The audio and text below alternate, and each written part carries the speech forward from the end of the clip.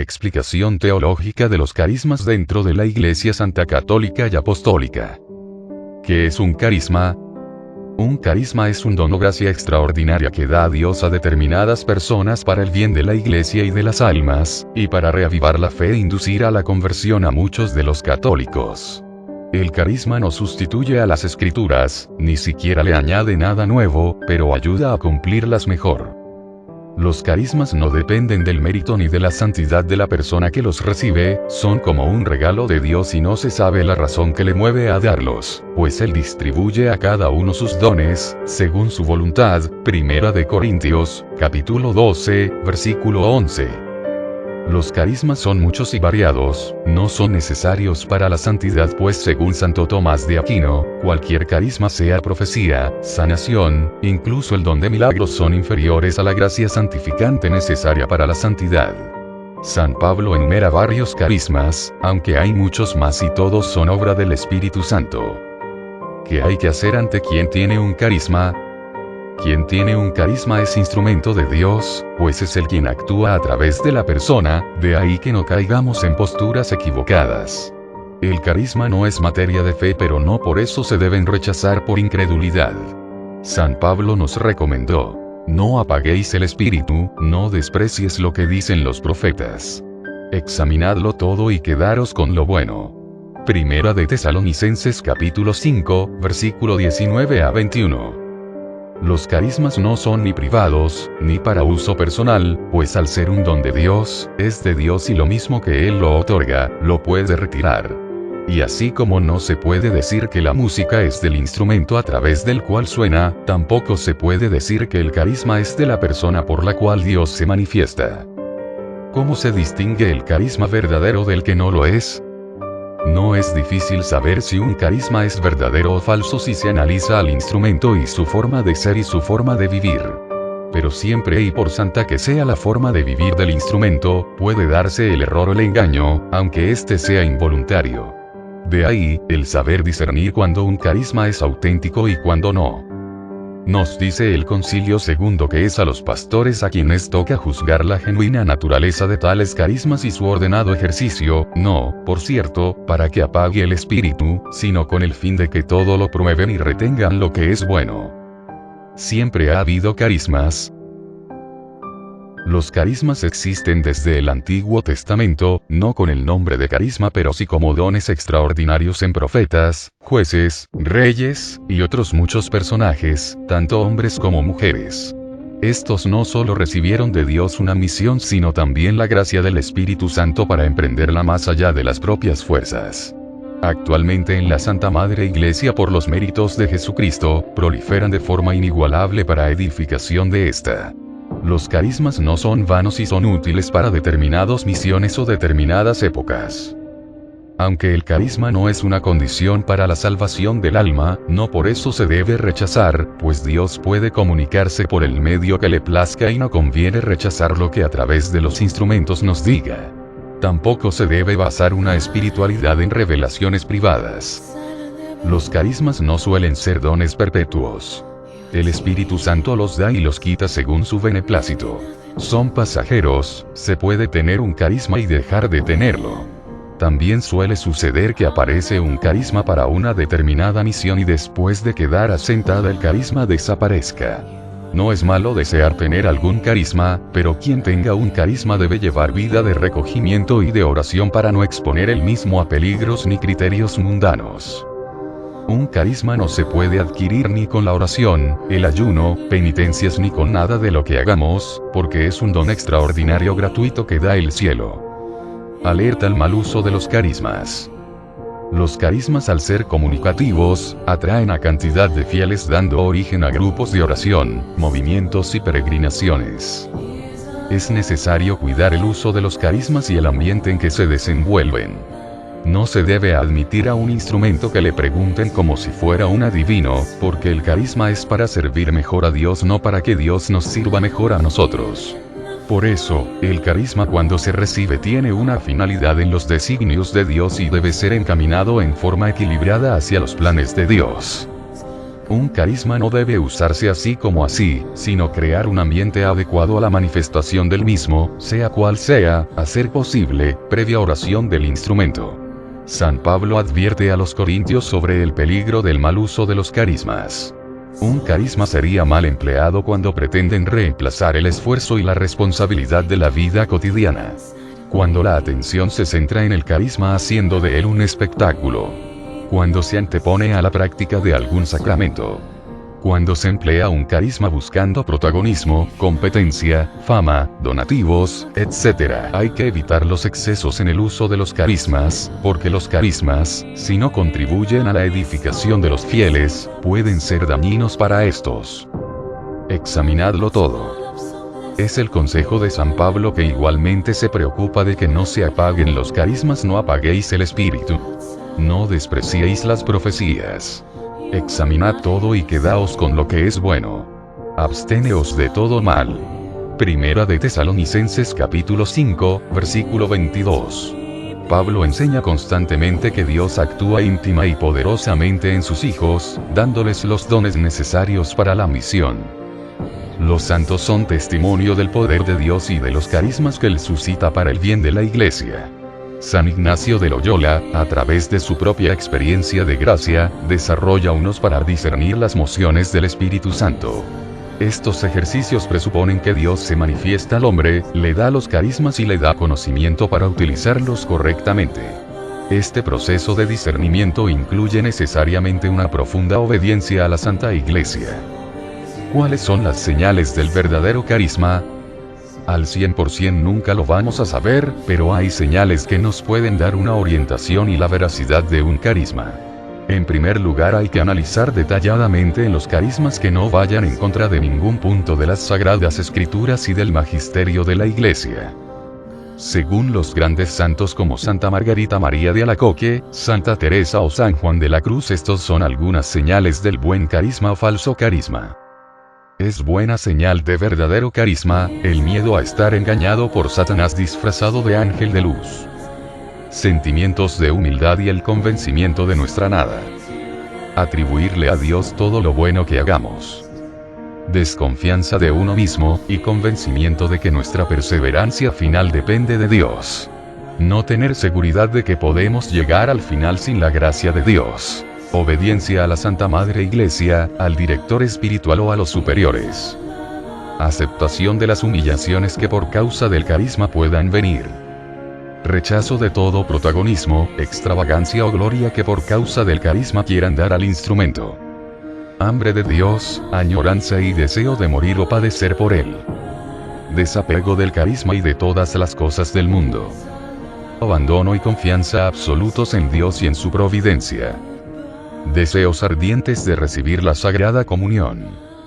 Aceptación de las pruebas con gran conformidad e incluso con gran amor a la cruz. Poner todos los medios necesarios para prosperar en la virtud. Los buenos frutos producidos en el alma por causa del don recibido. Oración constante contra las trampas del demonio y toda clase de tentaciones. Un instrumento que no tenga vida de oración es poco fiable, porque la oración es el hábitat del Espíritu Santo, y el demonio a un alma de oración es muy difícil que la engañe, aunque no es imposible. Instrumento que no es de Dios. De acuerdo a lo que nos dice San Ignacio de Loyola, Santa Teresa y San Juan de la Cruz, las señales de un carisma que no es Dios son: tristeza, desaliento, ansiedad, confusión, inquietud. Todo lo que inclina a maldad. Todo lo que pareciendo bueno, evoluciona hacia lo malo. Lo que sea sugerido brutal o intempestivamente, ya que el Espíritu Santo actúa dulcemente. Vanidad, hacer las cosas sin recta intención llamando la atención en las oraciones, visiones o revelaciones. Falsa humildad que impide cumplir con los compromisos espirituales. Acciones extravagantes que atraigan la estima de los demás. Escrúpulos de conciencia. Seguridad en su propia virtud. Falta de confianza en Dios, impaciencia y quejas constantes en las pruebas. Penitencias por encima de sus fuerzas o que le impidan los deberes de Estado y el servicio a Dios. Desprecio de las cosas pequeñas. Falta de apertura con el director espiritual. desobediencia a la Santa Madre, a sus superiores y a los deberes de Estado. Inconformidad con la Sagrada Escritura y las tradiciones apostólicas, desprecio por la liturgia y los sacerdotes. ¿Qué debe hacer quien tiene un carisma? Ante todo, no apegarse a él y reconocer que todo lo que le sucede viene de Dios, dándole gracias por todo lo que recibe y reconociendo que el mérito viene únicamente de él y no de sí mismo, teniendo en cuenta que el carisma le puede desaparecer lo mismo que le ha aparecido. Considerar el instrumento, sus limitaciones y su propia nada, no apartarse nunca de las Sagradas Escrituras ni del magisterio de la Iglesia, mucho menos cuando se deban de tomar decisiones. Y vivir en un ambiente de oración practicando los sacramentos y acudiendo a la Santa Misa a ser posible diariamente. ¿Qué se debe de hacer ante las tribulaciones del carisma? Perseverar en el estado de vida y en los compromisos que se tomaron previamente. No dejar por nada la oración y la penitencia, dos poderosas alas para volar. Esperar pacientemente en la gracia de Dios, ya que ésta no le faltará. Examinarse interiormente a ver si hubiera algo de lo que haya que arrepentirse y que pudiera haber ocasionado la tribulación en la que se encuentra. Gran apertura en la confesión o en la dirección espiritual, o en alguien que se confíe, pues a Satanás le horroriza el alma que abre su conciencia a sus superiores o guías espirituales. Hacer lo opuesto de lo que el demonio sugiere y tratar de rezar, meditar, leer cosas espirituales, etc. Ignorar el punto débil por el que se es atacado, pues el demonio sabe perfectamente las artimañas para que un alma está atribulada. No olvidar que el sufrimiento aceptado y ofrecido a Dios, es también un medio de santidad tan grande que no puede faltar a ningún alma que vaya por las sendas de santidad. Y sobre todo, acudir a la Santísima Virgen que como Madre quiere ayudarnos y como Reina de lo crecido puede hacerlo. Carismas. Segunda parte. La persona que tiene un carisma, ante todo, tiene que ser la primera que debe creer en él, y estar segura de que lo que tiene es de naturaleza sobrenatural. Los fieles pueden creer en personas con carismas en la medida que estén seguros de su naturaleza sobrenatural. Ya hemos dicho en la primera parte que no se deben despreciar, pero sí es muy necesario analizar el contenido de revelaciones, profecías, misiones, mensajes, etc. La Santa Madre Iglesia no rechaza los carismas pues consiente en examinarlos, incluso, ha aprobado varias revelaciones privadas a lo largo de su existencia, pero también ha rechazado otras muchas que solo fueron una ilusión. Ya dijimos en la primera parte que las revelaciones privadas nada nuevo pueden traer que no esté revelado en las Sagradas Escrituras. No menospreciar los dones extraordinarios. En cuanto a los instrumentos, Santo Tomás de Aquino nos dice, que los pontífices son constituidos guardianes e intérpretes de la revelación divina, tal como está contenida en la Sagrada Escritura y la tradición. Pero ellos tienen también el deber de recomendar a los fieles, para el bien general, aquellos dones sobrenaturales que agradan a Dios, ofrecer libremente a ciertas almas escogidas no para proponer nuevas doctrinas, sino para guiar nuestra conducta. Los fieles no están obligados a creer en dones extraordinarios, pero estos no se deben menospreciar puesto que pueden ser de origen divino. Pues cuando la Iglesia ha aprobado o recomendado ciertas prácticas que emanan de revelaciones privadas, menospreciarlas sería una grave falta de respeto y de sumisión a Dios, pudiendo llegar incluso a pecar. Hay que considerar, no obstante, que muchos de los instrumentos que reciben comunicaciones, son ridicularizados, criticados, atacados y tratados como iluminados o visionarios despectivamente. Desprestigiar los carismas puede llegar a ser pecaminoso, por la tendencia que existe siempre a ridicularizar lo sobrenatural, pues no olvidemos lo que dice la Sagrada Escritura. No despreciéis las profecías. Examinadlo todo y quedaos con lo bueno. Primera de Tesalonicenses, capítulo 5, versículo 20 a 21. A Dios no lo podemos condicionar, Él es libre de disponer de su poder como le plazca, otorgando a ciertas almas dones extraordinarios, bien de visiones, apariciones, revelaciones, sanaciones, comunicaciones, profecías, etc. ¿Cómo discernir los dones extraordinarios? No podemos ignorar, que por muy virtuosa que sea una persona que tiene un don extraordinario, los errores pueden ser posibles. Y aunque son menos frecuentes en almas de gran vida de oración, no por eso debemos dejar de tener en cuenta que los errores pueden suceder aún con almas de gran santidad, porque son humanas, aunque ellos no nos deben llegar a desestimar al instrumento que debe valerse de su error para crecer en humildad y estar en alerta. Tener algún error no significa ser un falso o fraudulento instrumento, aunque si los errores se repiten asiduamente ya sería alarmante. Posibilidades de errores. Una comunicación puede a veces ser mal interpretada o mal expresada por el instrumento que la recibe, porque es oscura, ya sea porque Dios no la hace completamente conocida. Cuando la comunicación se recibe en ideas o imágenes, el instrumento puede tener dificultad en expresar lo que recibe, no por error, sino por su falta de formación o preparación. Pues al recibir las comunicaciones en forma de emociones o entendimientos Espíritu Santo, el instrumento no sepa expresar adecuadamente lo que le ha sido comunicado. Ha habido revelaciones, hechos a personas santos y aprobadas por la Iglesia, que se contradicen unas con otras. Esto demuestra la falta de prudencia que es el intentar reconstruir la historia por medio de las revelaciones privadas. Puede ocurrir también el autoengaño, al mezclar la imaginación con la comunicación sobrenatural. La actividad del propio espíritu de los instrumentos es una de las principales causas de error. También se puede dar el caso de que colaboradores de los instrumentos inserten de buena fe sus propios criterios. Es posible que un mensaje no solo contenga errores por las señales que hemos listado arriba, sino que también puede ser falso por las siguientes señales. Un instrumento puede inventar cosas como resultado de una ilusión o puede ser engañado por su propia imaginación. Puede ocurrir que hay quien diga que recibe revelaciones o mensajes y no sea verdad y lo haga con afán de llamar la atención, o simplemente sean plagiados de otros instrumentos. El demonio, que ataca siempre lo que es de Dios, también puede producir visiones o mensajes falsos. Una revelación o profecía puede ser inventada por conveniencia. En política, a menudo, se dan revelaciones por intereses políticos o económicos, o por el deseo de manipular a los ciudadanos. Analizar al instrumento. Conviene saber sobre el instrumento qué clase de vida llevaba y si cumplía con las obligaciones de Estado antes de tener el carisma. Es importantísimo saber si está mentalmente equilibrada o tiene mermadas sus facultades por alguna enfermedad o excesivas austeridades y ayunos. Una vez analizado esto, si todo es correcto, es probable que no haya motivo para dudar del carisma que tiene.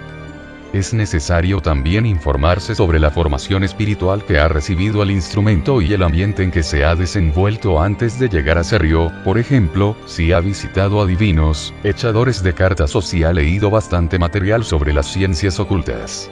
Hay que asegurarse que lo que plantea como revelado no haya sido extraído de escritos de otros instrumentos. Conviene analizar qué vida lleva a partir de haber recibido el carisma, es decir, si practica habitualmente los sacramentos, acude a misa y si trata de vivir una vida más entregada a Dios que antes de recibir el don.